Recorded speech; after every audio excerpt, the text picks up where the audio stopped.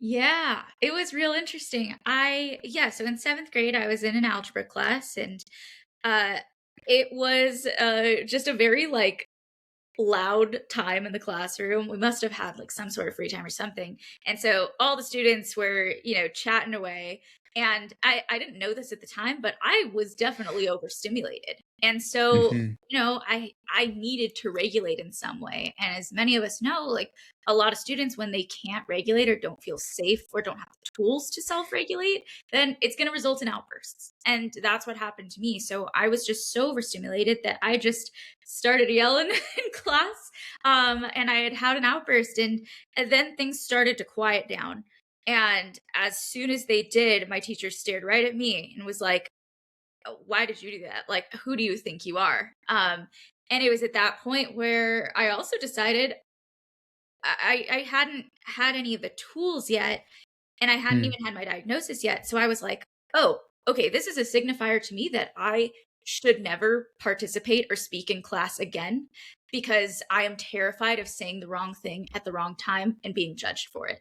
And so I Mm. think throughout especially my academic life, I was constantly that who do you think you are was ringing in my head anytime I had an interesting point for a book I was reading in literature class, or any time that I might have had the answer to one of my like physics problems, I would just kind of sit back and stay quiet because I was so scared of getting it wrong Mm. uh and saying something that wasn't fit for the situation, and that continued until my senior year of college. Definitely, yeah.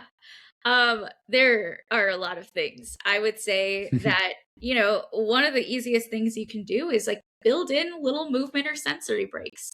And Mm. that allows, any kid, regardless of neurotype, a time to be able to regulate. And it allows, the kids that really need it, that might be neurodivergent, to just have that time without being like, singled out for it. I think that's great. Mm. You can also do something pretty like you can always have a desk in the back of the classroom that allows students that just like need to walk around or just need a different change of scenery to be able to like quietly go back there, and that kind of helps serve that purpose for them. And then I think one of the biggest things you can do is just like engage in kids' interests. Like I think that many neurodivergent kids have these like encyclopedic almost knowledge. I don't knowledges or knowledge, whatever. There's a plural. They have this encyclopedic understanding of anything from like penguins to Guinness World Records, which is mine. But I like bring that out. I had a forensic science teacher in one of my electives in high school, and one of my fondest and like most confidence building academic memories was when he was like, wow, you are really, really into like DNA identification. Do you want to like teach a little segment to the class? Do you want to like guide them through like a case study? And I was over the moon